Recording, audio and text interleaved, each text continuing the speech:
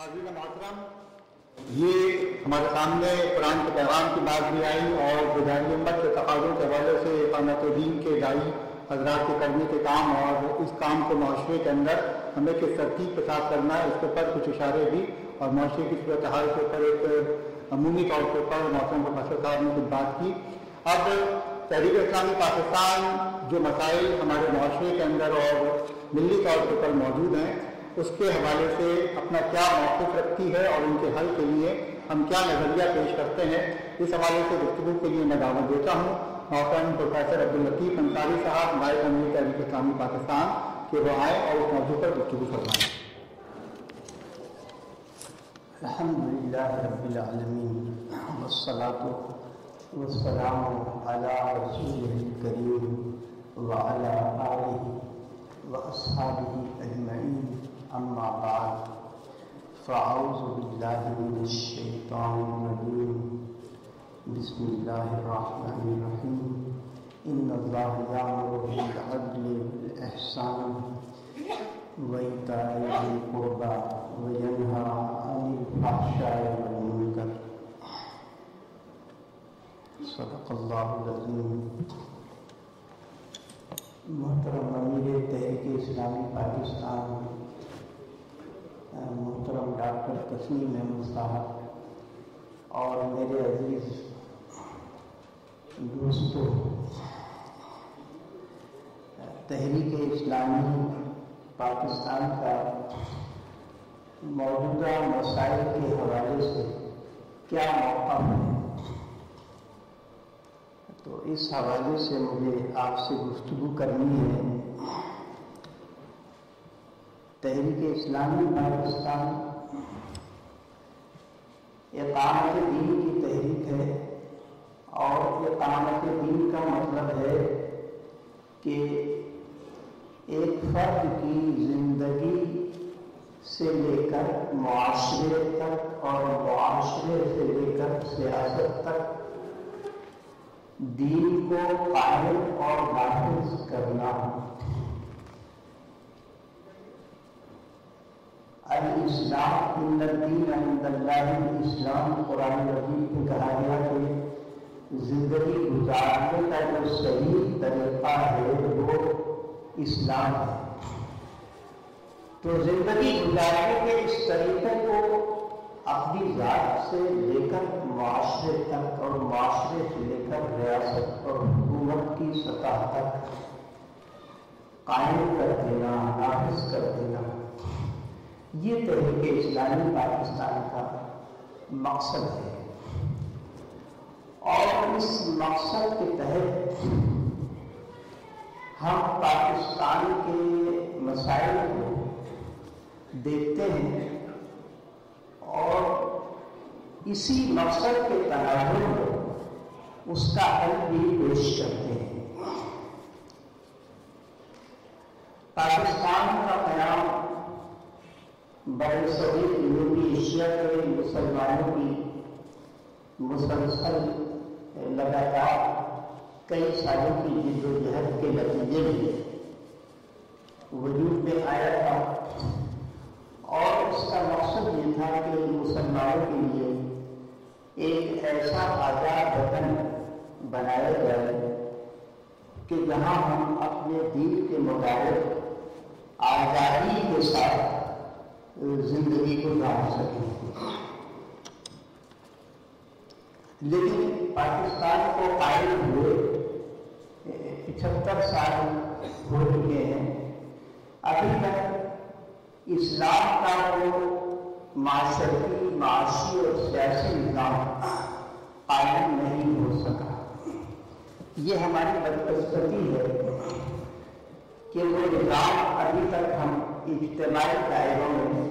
نہیں دیکھ سکے۔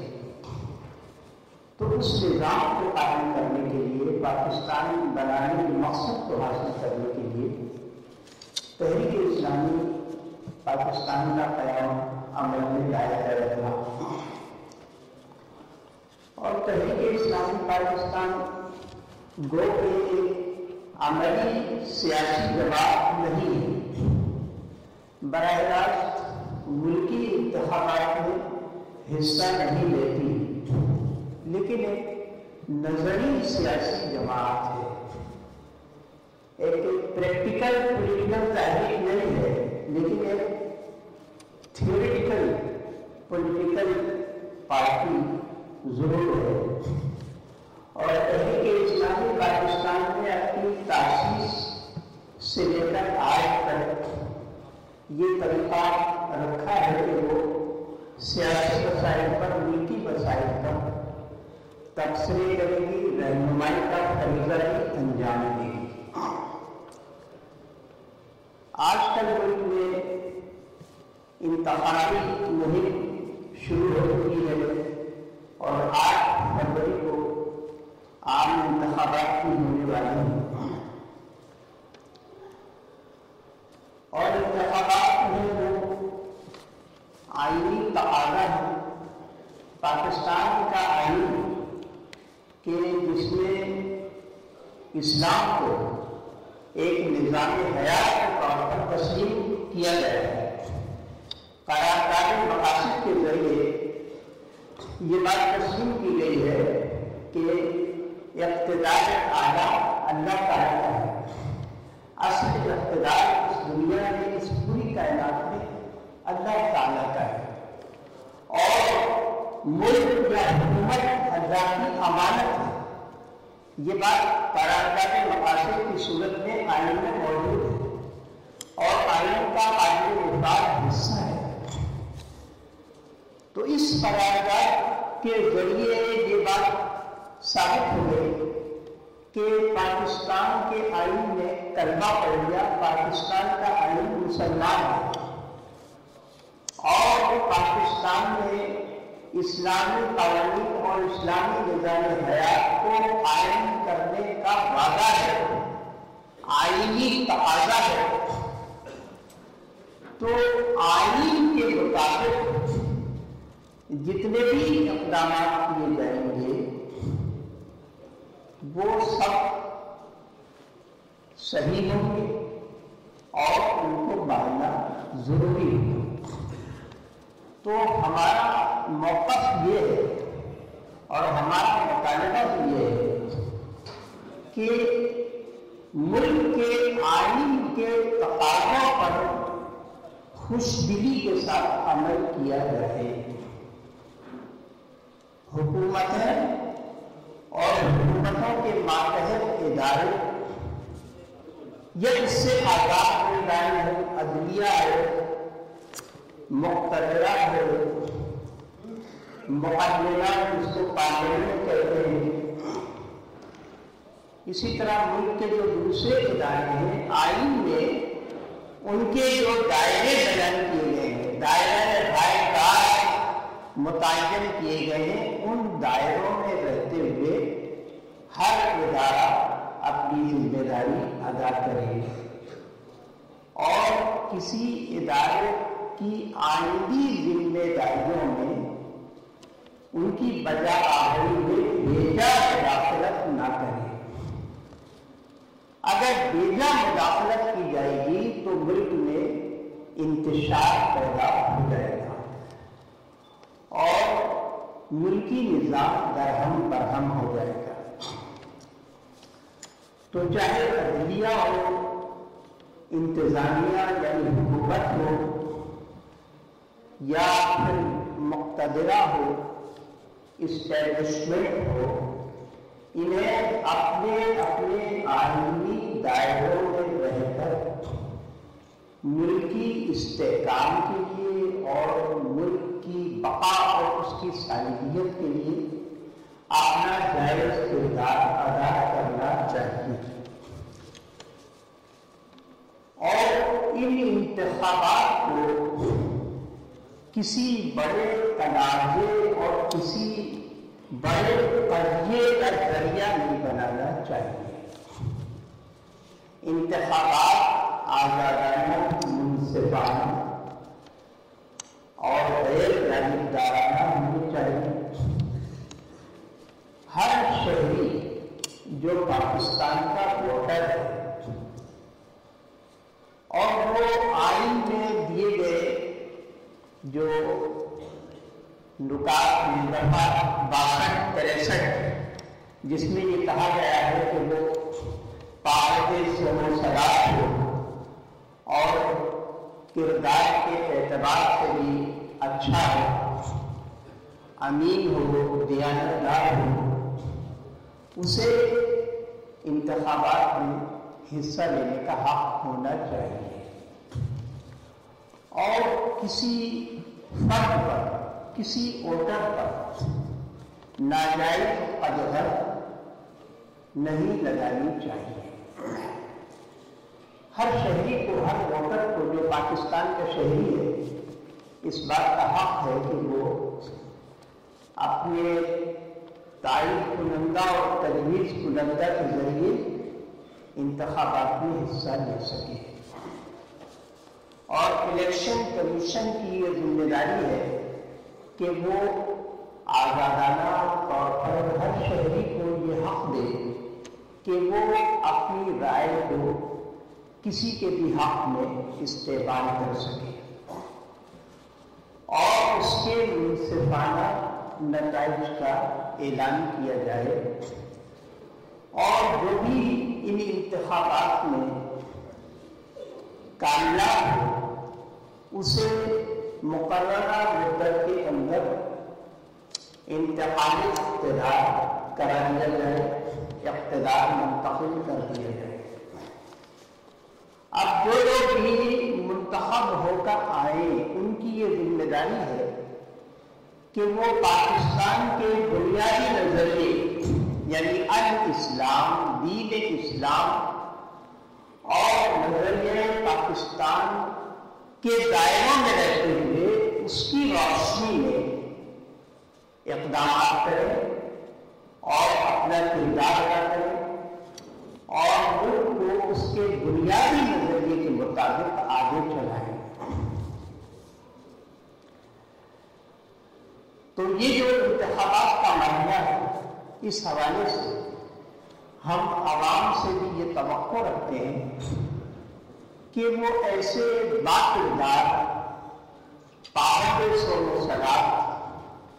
دیانت دار، امانت دار امیدواروں کو ووٹ دیں گے،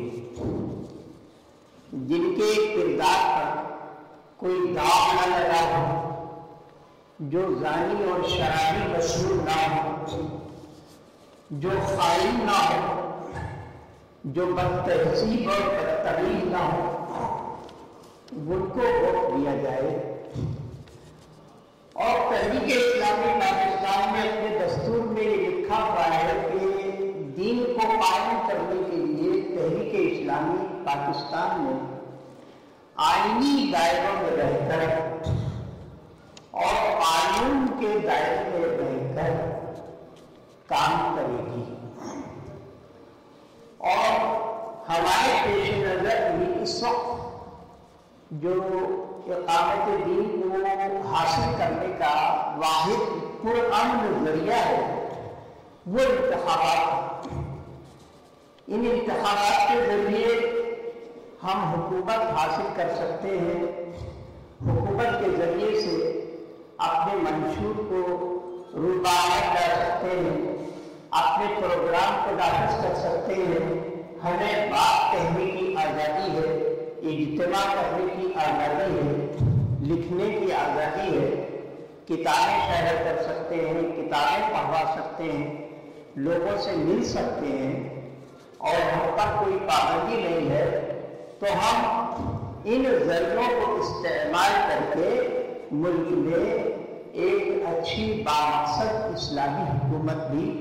قائم کر سکتے ہیں۔ تحریک اسلامی پاکستان نے جو 4 بنیادی نکات اپنے پروگرام کے رکھے ہیں کہ تطہیر افکار، تعلیم افکار اور صالح افراد کی تلاش، ان کی تنظیم و تربیت، اور تیسرا نکتہ ہے اصلاح معاشرہ اور خدمت خلق، اور چوتھا آخری نکتہ ہے انقلابی قیادت۔ تو آخری نکتے پر آپ ابھی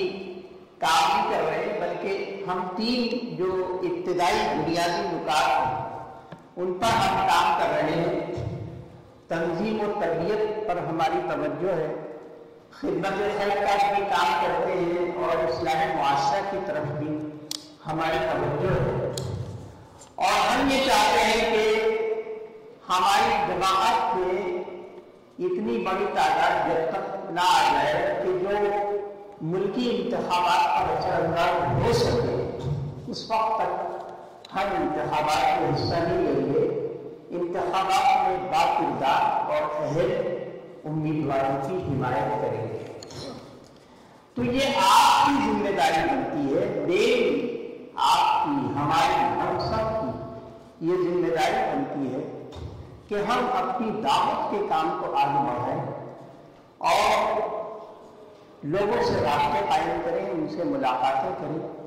ان کو اپنا پروگرام سمجھائیں اور ان کو اپنی تنظیم کا حصہ بنائیں۔ موجودہ مسائل کے حوالے سے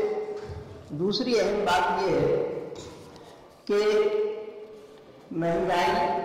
بدعنوانی، بے روزگاری اور کرپشن میں ہماری حکومت نے بھی اور ہمارے معاشرے میں بھی بڑی مضبوطی کے ساتھ اپنے پنجے گاڑ لیے ہیں، اور مہنگائی کی بڑی وجہ یہ ہے کہ حکومتوں کو بار بار تبدیل کیا جاتا ہے، اور کبھی فوجی حکومتیں قائم ہو جاتی ہیں، کبھی سول سیاسی حکومتیں قائم ہو جاتی ہیں، اور ہر حکومت اپنا 5 سالہ منصوبہ تیار کرتی ہے، تو ان منصوبوں پر پوری طرح عمل ہی نہیں ہو پاتا، اور نئی حکومت برسر اقتدار آتی ہے، پھر نیا منصوبہ بناتی ہے، پھر وہ منصوبے پورے نہیں ہوتے، پھر تیسری حکومت آ جاتی ہے، پھر اپنا نیا منصوبہ بناتی ہے۔ اس طرح سے 5 سالہ منصوبوں کی کوئی وقت اور اہمیت باقی نہیں رہتی۔ تو اس بار بار کی تبدیلی سے اور ملک میں سیاسی عدم استحکام کی وجہ سے معیشت اور معاشرت بری طرح متاثر ہو رہی ہے، اور معاشی نظام جو ہے وہ تباہ ہو رہا ہے۔ تو ہمارا مطالبہ یہ ہے کہ حکومت اپنے منصوبے کے مطابق ملک کی فلاح کے لیے، قوم کی فلاح کے لیے اپنے معاشی پروگرام کو جاری رکھے، اور اس وقت کچھ بہتری کے آثار نمایاں ہوں تو آئندہ آنے والی حکومت بھی اس حکومت کے اچھے اقدامات کو جاری رکھے، اور ملکی معیشت میں، ملکی سیاست میں استحکام لانے کے لیے دوسری سیاسی جماعتیں بھی منتخب ہو کر جو نئی حکومت قائم ہوگی اس کے ساتھ تعاون کریں، تاکہ ملک میں استحکام پیدا ہو۔ بدعنوانی اور کرپشن تو اس حد تک جو ہے یہاں پر موجود ہے کہ اب کوئی بھی مسئلہ، کوئی بھی کام جو کسی سرکاری ادارے سے ہو، رشوت کے بغیر حل ہوتا ہی نہیں۔ سرکاری ملازمت بھی اب رشوت کے بغیر نہیں ملتی، تو نیکی کا نظام ختم ہو رہا ہے اور بدی کا نظام مسلط ہو رہا ہے۔ تو اس نظام کو ختم کیا جائے، بدعنوانی، کرپشن کو ختم کیا جائے۔ بدعنوانی کو ختم کرنے کے لیے جو ادارے قائم کیے گئے ہیں وہ اپنے فرائض کو دیانت اور امانت کے ساتھ ادا کریں۔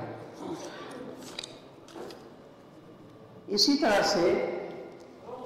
آج کل بلوچستان کا جو مسئلہ ہے وہ بھی ایک برننگ ایشو کے طور پر ہمارے سامنے ہے۔ بلوچستان ہمارے ملک کا رقبے کے اعتبار سے سب سے بڑا صوبہ ہے اور آبادی کے اعتبار سے سب سے چھوٹا صوبہ ہے، اور وہاں پر معدنی وسائل بھی بہت ہیں، قدرتی وسائل بھی بہت ہیں۔ تو بلوچستان کے عوام کے جو جائز مطالبات ہیں کہ ان کے جو وسائل ہیں اور ان کے جو ذرائع ہیں، سب سے پہلے انہی کو حق ہے کہ وہ ان کو استعمال کریں، اور بلوچستان کے عوام کو اس کا فائدہ ہونا چاہیے، اور وہاں کے جو معدنی اور قدرتی وسائل ہیں وہ ان کے مفادات کے لیے ہی استعمال کیے جائیں، لیکن ملکی فریم ورک کے اندر رہتے ہوئے، آئینی دائروں میں رہتے ہوئے، اور ملک کے جو آئین ہے اور ملک کی جو سالمیت ہے، ملک کی جو بقا ہے، اس کے اندر رہتے ہوئے ان کے مسائل کو حل کیا جائے،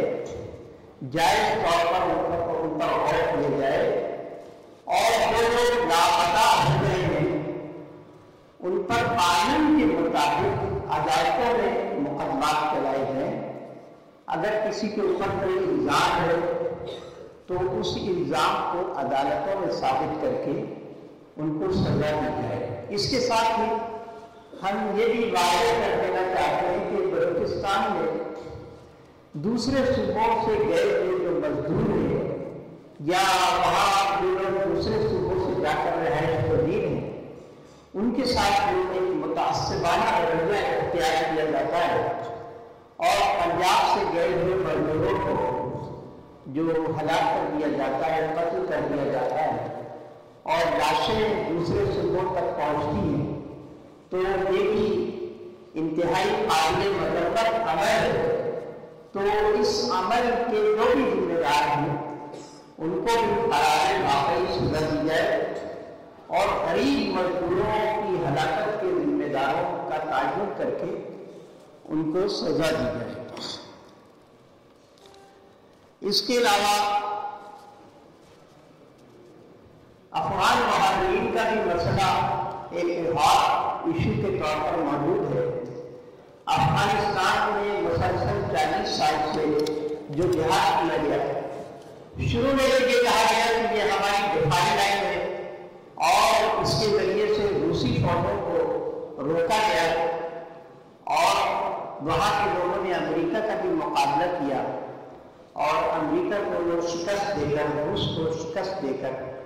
وہاں کے عوام نے اپنی ایک حکومت قائم کر لی ہے، اور ان کا دعویٰ ہے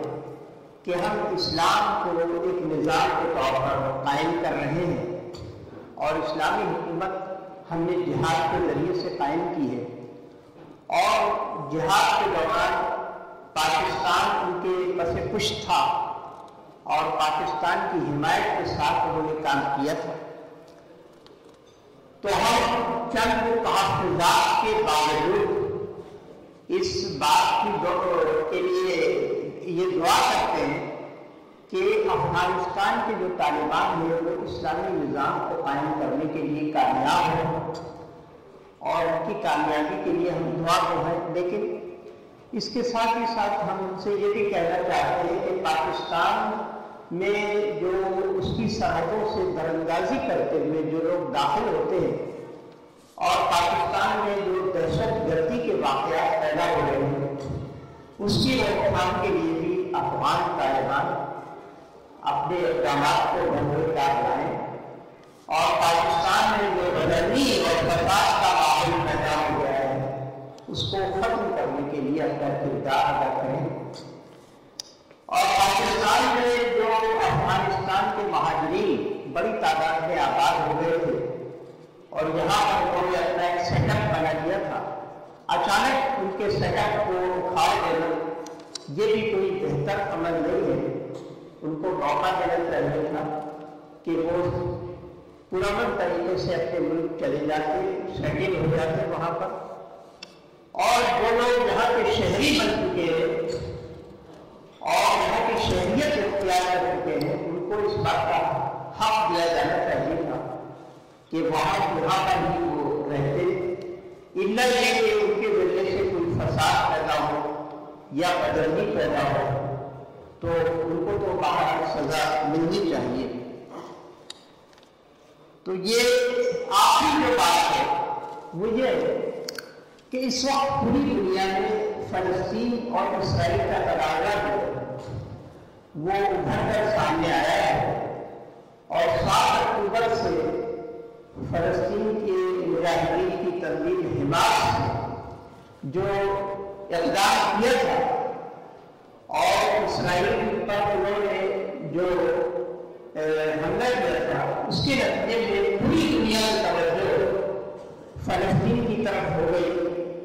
اور امریکہ اور یورپ کی اور بعض مسلم ملکوں کی بھی طاقتیں وہ اسرائیل کے پس خوش تھی۔ اس کے باوجود حماس نے بڑی کامیابی کے ساتھ اسرائیلی فوجوں کا مقابلہ کیا ہے۔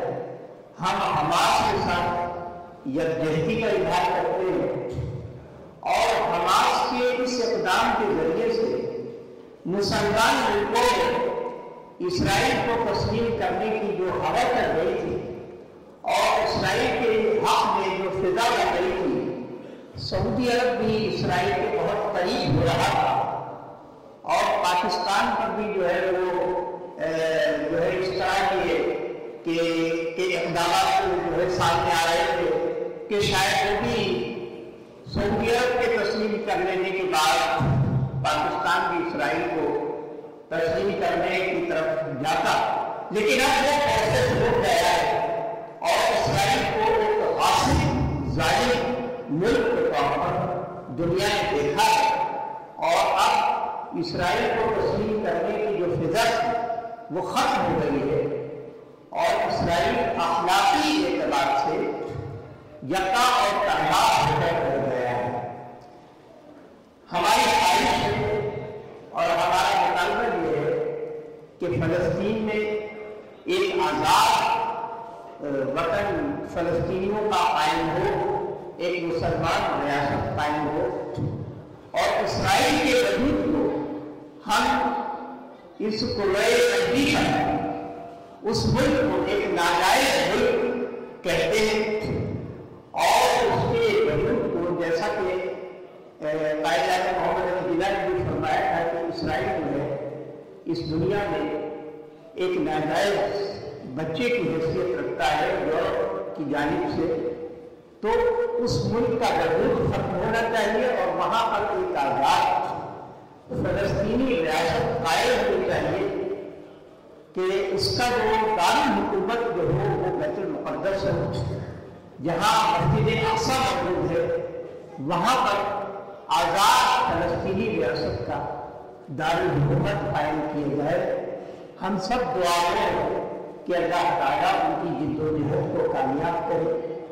اور انہوں نے جو ایک بے مثال جدوجہد کی ہے وہ ان کے جو اس دنیا سے گئے ہوئے افراد ہیں، اللہ تعالیٰ ان کو شہادت کا درجہ عطا کرے اور اپنے خزانے غیب سے ان کی مدد فرمائے اور ہمارے تمام مسلم حکمرانوں کو اللہ تعالیٰ یہ توفیق دے کہ وہ عملی طور پر ان کے حق میں اقدامات کر سکیں۔ اقول قولی ھذا واستغفر اللہ لي ولکم ولسائر المسلمین والمسلمات۔